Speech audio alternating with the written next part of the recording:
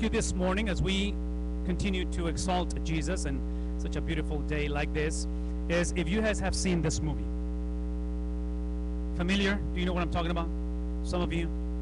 Yeah, more or less, kind of a. Okay, so here's what we're going for the next few minutes, and this is why I need you to listen and kind of pay attention for the next few minutes. If you remember the movie, the title pretty much gives you the essence of the movie, and it talks about courage. And the portrayal of the movie, or what I want you to think about as an opposite of courage, is basically someone who is a coward or someone who lacks the ability to step up to the plate. Well, I think it's a great movie, and if you have not seen it, you need to rent it, or I don't even know if it's on Netflix. Maybe somebody want to check on that without watching the movie right now. Just check if it's in Netflix. You don't have to watch the movie right now. But anyway, so you want to maybe this afternoon sit down as a family and watch the movie together. But what I want to spend some time talking about today as we looked into Father's Day, and specifically as we looked into what happened this week. So this is the closing, the official closing of our Vacation Bible School. And this is why you see the stage the way it is. This is why some of you have walked through the hallways and you have seen some things different, because we had the opportunity to share the gospel with a good number of children from our community, to which some of them have come back to the 8:30 service. They came back to the 9:45 service, and some of you are here also, maybe for the first time on a Sunday morning. And we close on Friday with this passage of John chapter 2, which really talks about courage, and we're gonna kind of dissect that. But before we get there, I have to get disclaimers, because I always have to be at front. I want to be at front with what I say, what I'm coming from. I want to make sure that the message, even if you do not agree, at least is understandable. So here's what I want to say to you. Yes, we are for, we pray, we ask. I have a almost 13-year-old boy, so we're hoping that he's also been shaped to become a courageous man. But I'm just going to be honest with you. I am a little more concerned about raising young ladies that they know how to identify courageous men. Because here's my problem. When I watch this movie, and again, it's kind of again, I'm not going to give you the movie away, but it's kind of this tension between, again, the lack of courage and courage. The lack of, again, being a man, and then the misunderstanding of what's manhood. And the problem, I'm watching the movie, and I'm screaming literally at the little screen in front of my house, and I'm thinking to myself, the problem is not that we have men without courage. The problem is that you ladies keep on choosing them. That's my problem. Now, I'm not excusing the lack of courage from men, but all that I'm saying, to a certain degree, the lack of courage will dissipate if we at home begin from early age to grow and to develop and to raise men with courage versus everything else that is happening. Because here's my argument, and this is why I'm so adamant in this deal. This is why I'm preaching this constantly. I have two young ladies at home, and I'm very concerned that if you guys don't do your job well, one of yours may end up marrying one of mine, and that concerns me. And the same principle applies the other way around, because I have a young man at home, and you never know. He may take one of your girls. Are you following me? So it's a mutual thing, men, in here. We're on this together. We're fellow strugglers. But at the end of the day, I believe this is the safest place to talk about this. So on a Father's Day Sunday, when we talk about courage and the importance of courage, I want to really talk to fathers who are raising girls as well. I want to talk to girls who have been raised by men, or maybe you have no parental image, but yet you are here and you are making decisions. So when I think about courage, once again, I think about what happened this week. See, on Friday we were interviewed. I was interviewed. Multiple of us in leadership were in interview, and they showed the video on the screen. And the question that was, one of the questions that was asked, and I had to respond, which I did not. I guess I was honest with my response, but now thinking about it, I have to talk about this. Part of my response had to do with, the question was, what do you like best about VBS, or Vacation Bible School? And what I want to say is, this is what I like the best. This was my kind of my aha moment, because even though I did enjoy, and I enjoy meeting new people, I loved the creativity of our volunteers. I mean, look at this, man. This is pretty creative. Wouldn't you say that? This was done from scratch, like nothing was here, and then just boom, here we go, built. And then you see on the picture multiple of the classrooms and experiences of just kids having the proper environment that the lesson of Nazareth, the town where Jesus was a kid, was conveyed. When it comes to courage, when it comes to having this ability to step up and become the man that God created us to be, it really begins not with what you see, but it begins with what you don't see. We call this in English behind the scenes. Now this is important because as you look at chapter 2 of John, if you have a Bible, you're going to recognize the story. This is the story where Jesus walks into a wedding and he turns the water into wine. And what I'm gonna try to help you understand this morning is, I personally believe, and I'm gonna give you the reasons why I believe this, even though the Bible doesn't openly confess this, openly gives us this. I believe the experience of this miracle, which is the first one of 7 through the Gospel of John, first of 7 miracles, is given in the context of what you and I may call behind the scenes. You know what that is? Do you know what that is? Come on, people. That's behind this thing right here, right now. That's the mess behind. That's how it looked. That's what happens when you build something beautiful and you put everything that was here, put it behind it, right?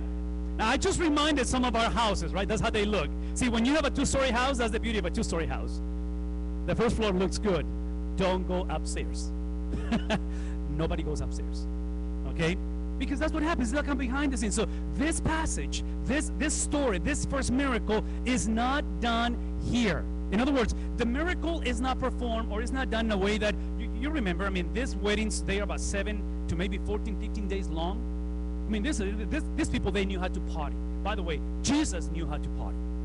Jesus knew how to have fun. Jesus enjoyed good food, good company, good friends, good wine. Jesus enjoyed life. That's Jesus. And in the context of this experience of celebration, wedding, something happens. Remember the story? Wine is out. And there is no party without wine, right? And I'm making some of you freaking out right now, Baptists. But these people couldn't go on without the wine. So in the context of this, you know, they come to Jesus, and particularly, if you read the first verses, who comes to Jesus? There's one single lady that comes to Jesus. His mother, and says, Jesus, would you please help him out? And what I want you to understand this morning is that this amazing miracle, because it's an amazing miracle, did not happen while Jesus is hanging out with his boys, the disciples. Mom shows up, asks for help, and Jesus goes and says, okay, can I have everybody's attention, please? Stop the wedding. Now, I just graduated from magician school where I learned to do tricks. So bring me the water. Everybody move out of the way. Here we go. That's not how it happened. That's not what the Bible says. See, the miracle, which is extremely important, I'm going to show you why it's important. The courage to do this happened behind the scenes. In other words, the miracle happens literally within the intimacy of those boys called disciples. So Jesus, in the context of, again, just behind the scenes, when no one is looking, he gets into this understanding that the kids, our kids learned this week, that courage is the ability to literally serve. That's courage. See, because culture will tell you is the opposite. You're a coward if you give in. You're a coward if you are forgiven. You are a coward if you continue to be, quote unquote, manipulated. True courage is the ability to serve. That's what the Bible teaches overall. So here are some of the signs. Number one, talking about Jesus, his courage to become a servant had to do with the fact that he literally became a public person who ate and drank with common people. What does that imply? That implies that most rabbis, most teachers of the law, most religious leaders, they wouldn't hang out with people, common people. They were the elite, the VIP. Number two, the first sign, I just told you, first of 7, happened or took place in a domestic context, meaning within his people.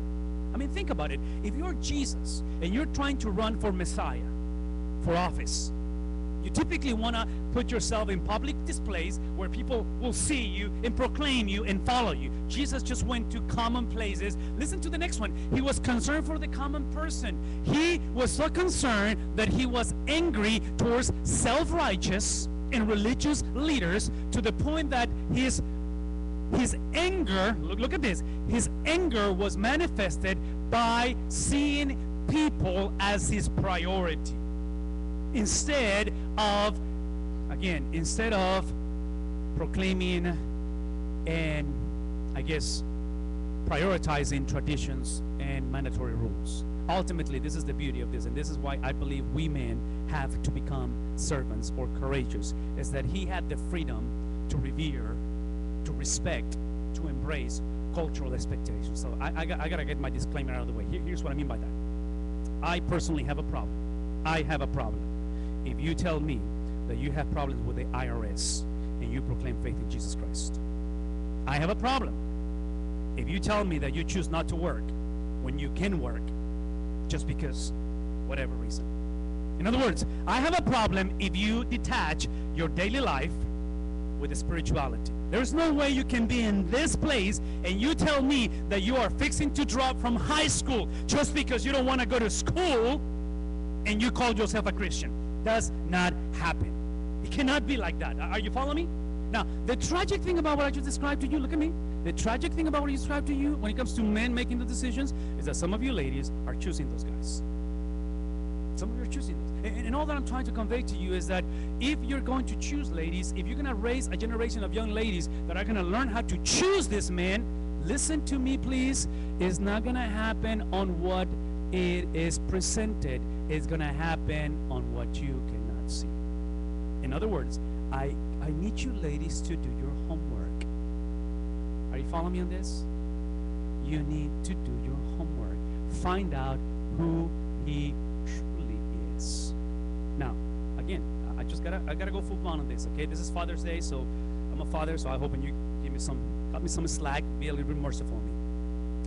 This is why, young ladies, this is why you do not have sex prior to marriage, because sex before marriage makes you really stupid. See, sex before marriage builds in you a lie that you think this is who he is, but in reality, this is who he really is. Everybody? Now, eventually this is going to come out, but this right here has to be the byproduct of the behind the scenes, because here's what I'm here. Listen to this. Jesus is a man that he had the courage, and if you watch the movie The Passion of the Christ, the very opening scene is Jesus is at his best in courage, praying to the Father, if it is possible, allow me to avoid what is about to happen. But the prayer before Jesus is extremely important because he says, not my will, but yours. See, that prayer happened right here, behind the scenes.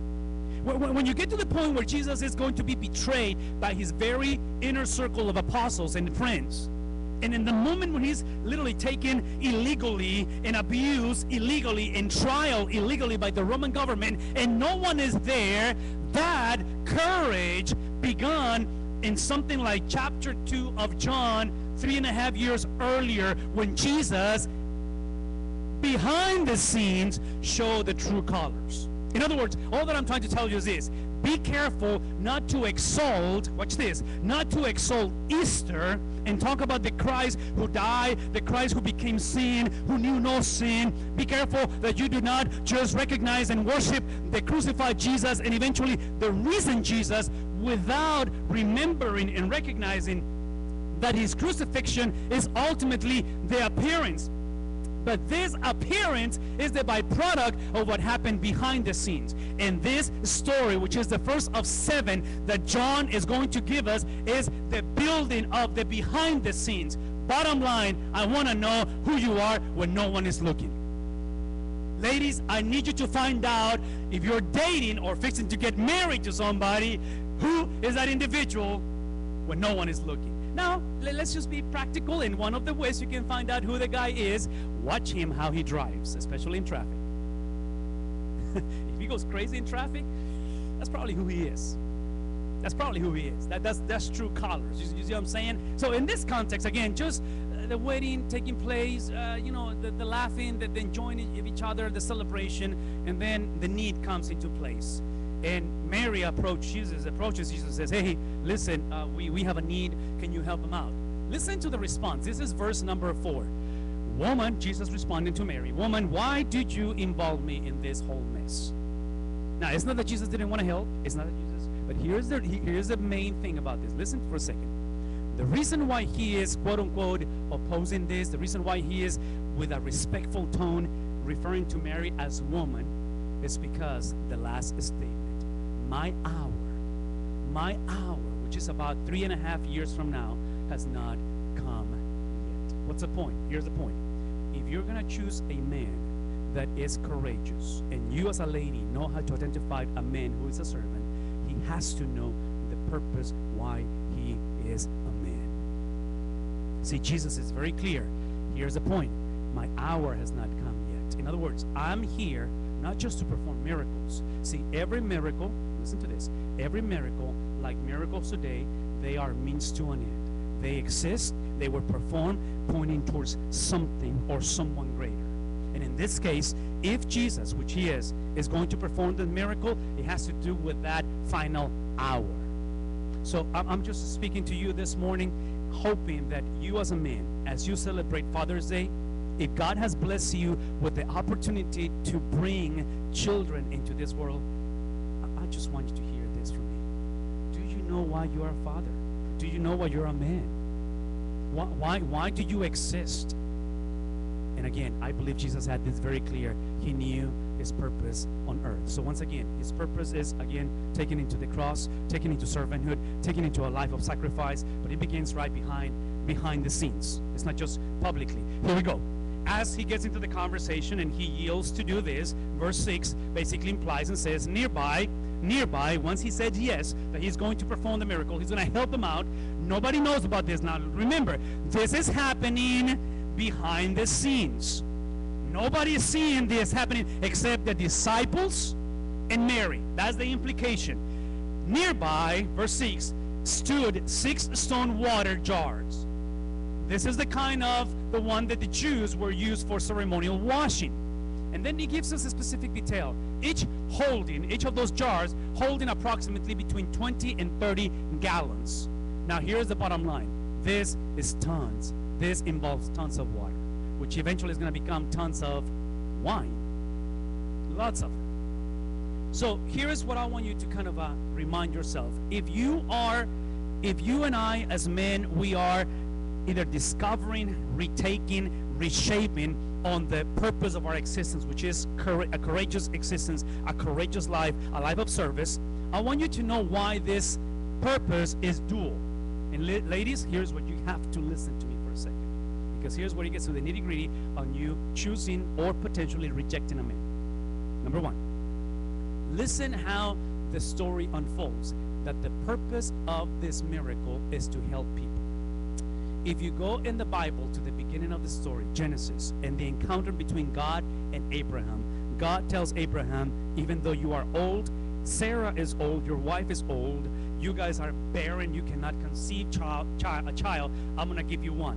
And this child that is coming out of you, that is coming out of my intervention, is going to eventually give you a family. And this family eventually is going to give you a nation. And this nation eventually is going to take over what you may call real estate, land, promised land, because out of this family, out of this land, out of this group of people that are going to be immense, there are going to be so many, a seed is coming. Because this seed, this individual is coming to bless the nations as a Savior. His name is Jesus.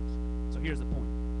From day one, this issue of God performing the miracle for Abraham, performing the miracle for his son Isaac, performing the miracle for his son Jacob, and so forth, is always with the purpose to bless others. If you're in this place and you as a man profess faith in Jesus Christ, the main reason why God saved you it's for the sake of others. It's not for your sake.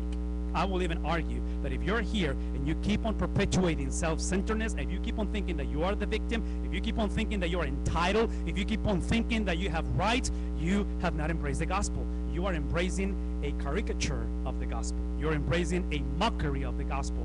The gospel at its core, the gospel at its core is nothing else but selflessness. And this selflessness is not built in the open, in the public. Selflessness is always built when no one is looking. No one is looking. How do I know that? Well, if you remember 1 Samuel chapter 17, don't go there, just listen. This is the story when King David goes Hollywood, when he battles a giant by the name of Goliath. You know the story, some of you know the story, but here's the point. When David kills Goliath, he was Hollywood. It's like his Twitter account just tons, more than Kobe Bryant. I mean, he just, lots of followers. You know, his Facebook account, he has to make it public. He cannot do the, accepting friends because there's so many. I mean, he goes crazy, David. The greatness of David didn't happen when he killed the giant.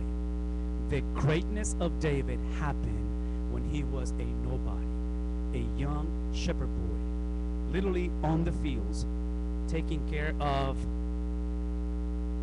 killing the lion, killing the bear, protected. And in this context, when no one was looking, that's when he wrote some of the most powerful Hebrew poetry that is recorded as the book of Psalms.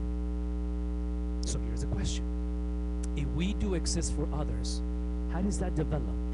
How do we build a generation of men and women that as they become young men, young women, and they go into marriage, they are driven by selflessness versus entitlement? Because ultimately, watch this. The first one is helping the people, helping the couple to celebrate this. But the last one is equally important. Jesus is literally using this imagery, this miracle, as a vehicle, as means to an end. And the end is that Jesus is saying, you have fell in love with your religion. Nothing wrong with religion, but you can understand that religion, look at me, religion is like the miracle. It's always means to an end. Jesus says, I am the fulfillment. I am the meaning of your celebration. I am the fulfillment of your religious life because of the abundance of the new age, the age of the Spirit, the age of salvation, the age of this new generation that Jesus is proclaiming. So in the context of all this, guys, I want for us to see the ending, because we're coming to an end. We're celebrating Father's Day. We're talking about this issue of courageous fathers, men who are distinctively known by their servanthood. That's what we learned through Vacation Bible School. The story ends like this. Behind the scenes, once again, behind the scenes, when no one is looking, Jesus performs a miracle. Boom, makes it happen. Water turned into wine. Woo, crazy, crazy, crazy. That's the moment where I believe Peter literally took some selfies with the new jars. And he posted them on Instagram right away. Like, look what Jesus just said. Taking a selfie with the jars of wine, taking the wine selfies. Well, the tradition is once you have the wine ready, you have a wine tester. You have a person that tests this before it's given. And he's called into the place, and when he is called into the intimate moment, the behind-the-scenes experience, without knowing what just happened, he tastes the wine. He looks at the bride's room, okay? He looks at him and says the following. Everyone in weddings, everyone brings out the choice wine first. In other words, everyone in every party, they bring the best wine at the beginning of the party, at the beginning of the celebration. And then when everybody has drank and people have pretty much got drunk, I guess, then you bring the cheaper one. But listen to the last statement. You have saved the best wine until the end. That to me is an evidence that this guy had no idea, no clue where the wine came from. All that he knows, and this is what he did for a living, he tasted this wine, he drank of the wine and said, whoa, man, Typically, it's the other way around. Why did you do that? Here's the point. I believe, and this is what I believe the Bible is conveying, that Jesus is giving a contrast between old wine, new wine, between what you think is good and now what truly is the best thing to happen. For this Jewish culture is the understanding of the old covenant and the new covenant. Please listen to this explanation. Why this is important is because when they, look at me, when they decided to ignore this statement, that's exactly what made and put Jesus on the cross. They rejected the new covenant. They rejected the fulfillment of the covenant. They rejected the one that wasn't simply the creator of wine. He was the new wine. Jesus is the one that's satisfied. He's not just the one that celebrates weddings. He is the one that wants to marry us. He's not just the one that brings people together to love. He wants to be a part not only of the wedding, he wants to be a part of the celebration. And in this moment in history, Jesus introduces and reminds them that if I am bringing the very best at the end, it's because you have embraced this previously, but now there is something better, that if you will come to me, if you will listen to me, I will show you this. Now, please listen to this for a second. Why this is important is because if I was to remove this right now, or earlier, let's say Saturday, I removed this, and I left this picture, and I left this there, eventually, as you walked in, at the beginning you may feel uncomfortable with the mess that is behind. You may. But eventually you're going to just tolerate it. I want you to listen to this. This new wine versus the old wine has to expose that the newness comes as a replacement of the old one. If you are here and you have not embraced Jesus, if you don't see the need for Jesus, it's because you think what's on the screen is the way it should be. Some of you come from backgrounds where it's really messed up, and you think that all men are abusers. Some of you come from a place where you believe all men are absent. You come from a background where dad was not present. You come from a background where the last marriage was a mess, and you're here thinking that what you see on the screen, that's just the way it is. The new wine has to be presented so you can compare that you thought that the previous one was the best. But there's no way you can know that it's not the best unless you taste the brand new one. So Jesus, I mean, Jesus, this is just Jesus that is best. Listen to the end of the conversation. What Jesus did in the intimacy of behind the scenes, what he did in this experience, this common ground among common people, in a common celebration, in a very mundane, everyday experience, revealed behind the scenes, revealed his glory. Ladies,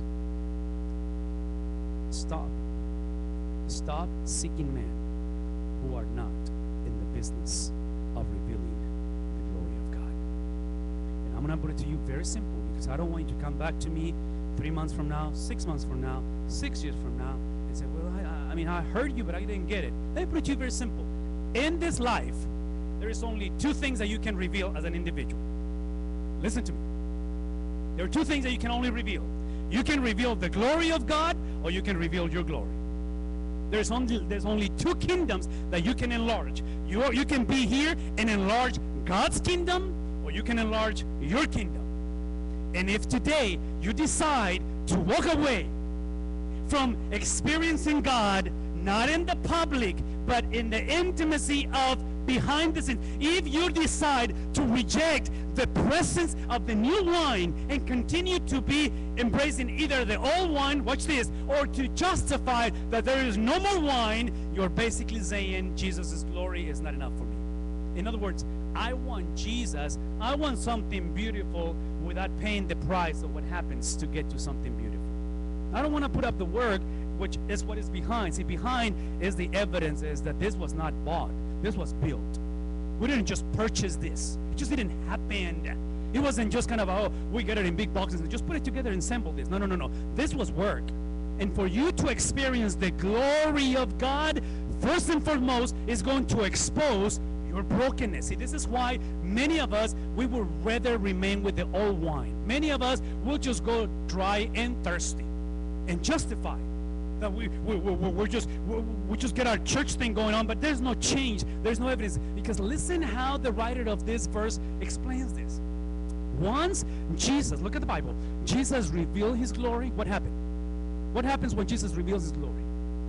What happens to the disciples, to those who were taking selfies, who were posting on Facebook the miracle, who were so amazed with the miracle? They were like, dude, I want to hang out with this guy because he makes miracles. There is a moment where you have to go beyond the miracle.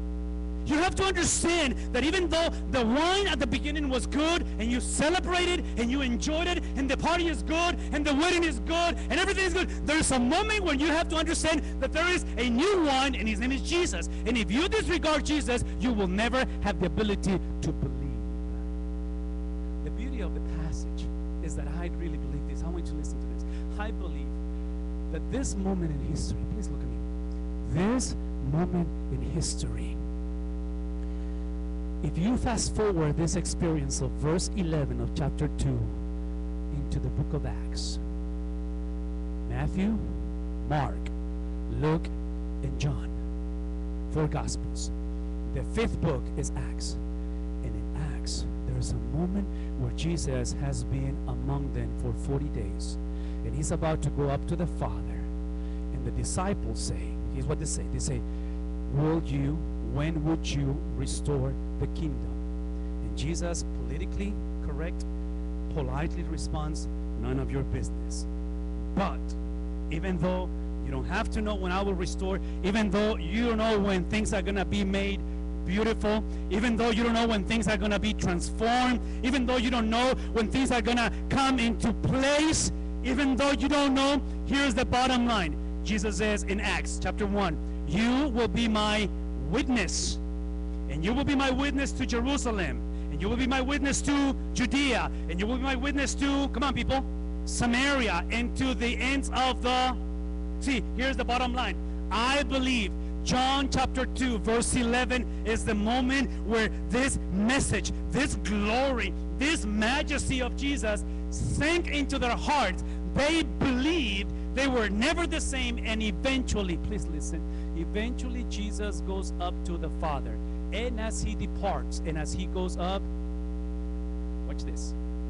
If this man, if this inner circle would have never spoken of Jesus, you and I, we will not be here. We are in this place because this generation of men, that they believed in Jesus, eventually they believed, transformed, style. They did not just fall in love with the Jesus who transformed water into wine. They fell in love with the Jesus who died on a cross, and they knew that the price to pay to embrace the glory of Jesus and to believe in Jesus, that they will have to be crucified like Jesus. And this is why Father's Day begins with an experience behind the scenes. So right now, as we pray, I want you to think about the behind the scenes that means in your heart. I know you're sinner right now. Maybe your life, your marriage is messy. Maybe you're in this place and you have no idea how this looks, and you are tired of the mess. It begins behind the scenes. Now, some of you need to listen to the message specifically because I need some courageous men this morning. I have my volunteers. Ladies, what are